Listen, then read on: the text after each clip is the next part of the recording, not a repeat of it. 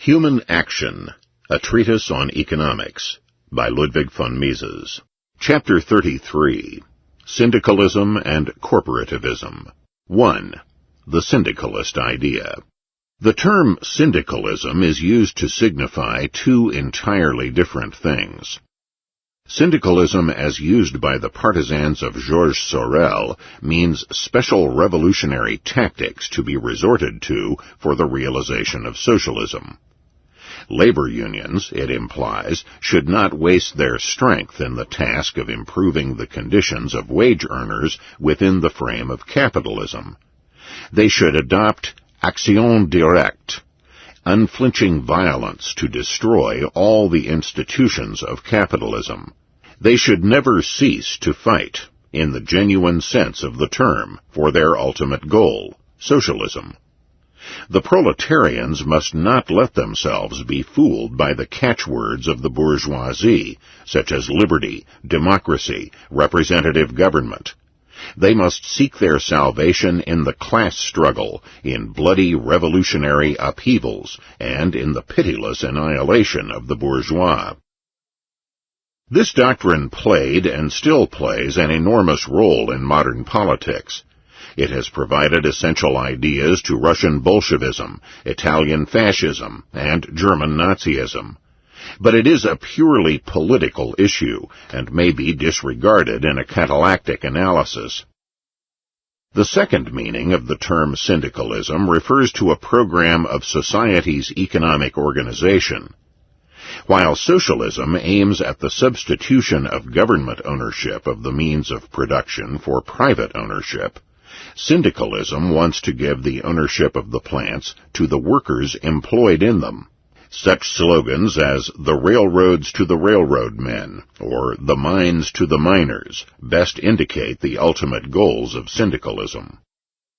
The ideas of socialism and those of syndicalism in the sense of action directe were developed by intellectuals whom consistent adepts of all Marxian sects cannot help describing as bourgeois. But the idea of syndicalism as a system of social organization is a genuine product of the proletarian mind. It is precisely what the naive employee considers a fair and expedient means for improving his own material well-being. Eliminate the idle parasites, the entrepreneurs and capitalists, and give their unearned incomes to the workers. Nothing could be simpler. If one were to take these plans seriously, one would not have to deal with them in a discussion of the problems of interventionism. One would have to realize that syndicalism is neither socialism, nor capitalism, nor interventionism, but a system of its own, different from these three schemes. However, one cannot take the syndicalist program seriously, and nobody ever has. Nobody has been so confused and injudicious as to advocate syndicalism openly as a social system. Syndicalism has played a role in the discussion of economic issues only as far as certain programs unwittingly contained syndicalist features. There are elements of syndicalism in certain objectives of government and labor union interference with market phenomena. There are, moreover, guild socialism and corporativism, which pretended to avoid the government omnipotence inherent in all socialist and interventionist ventures by adulterating them with a syndicalist admixture. 2. The fallacies of syndicalism. The root of the syndicalist idea is to be seen in the belief that entrepreneurs and capitalists are irresponsible autocrats who are free to conduct their affairs arbitrarily. Such a dictatorship must not be tolerated.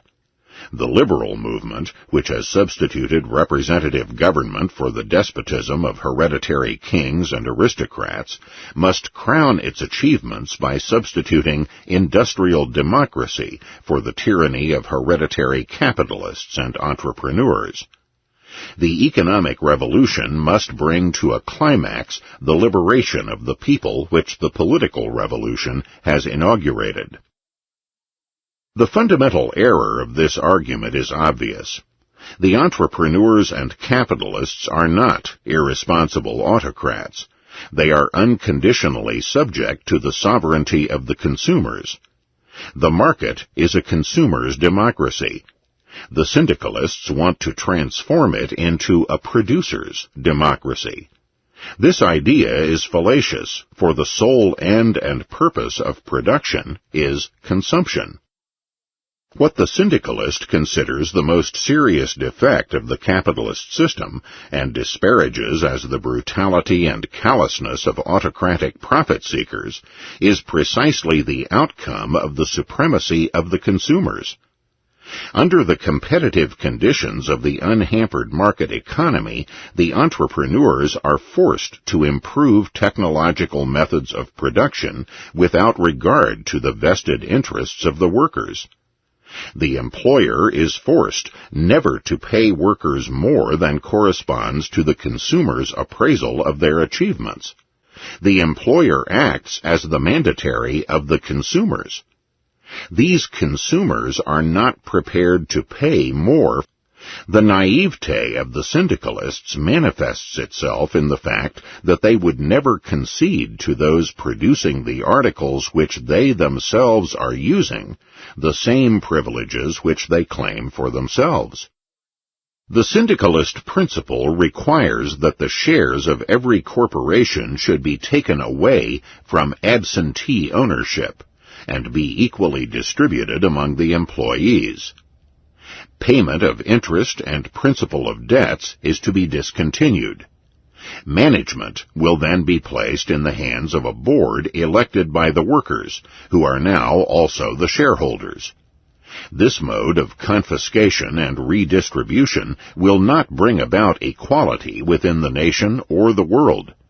It would give more to the employees of those enterprises in which the quota of capital invested per worker is greater, and less to those in which it is smaller.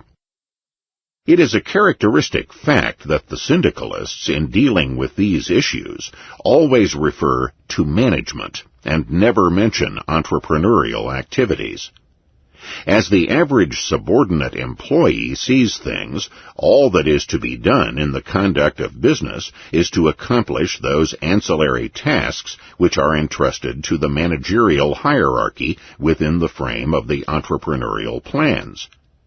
In his eyes, the individual plant or workshop as it exists and operates today is a permanent establishment.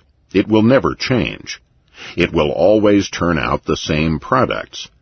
He ignores completely the fact that conditions are in a ceaseless flux, and that the industrial structure must be daily adjusted to the solution of new problems. His worldview is stationary. It does not allow for new branches of business, new products, and new and better methods for manufacturing the old products. Thus, the syndicalist ignores the essential problems of entrepreneurship, providing the capital for new industries and the expansion of already existing industries, restricting branches for the products demand for which drops, technological improvement. It is not unfair to call syndicalism the economic philosophy of short-sighted people, of those adamant conservatives who look askance upon any innovation and are so blinded by envy that they call down curses upon those who provide them with more, better, and cheaper products. They are like patients who grudge the doctor his success in curing them of a malady.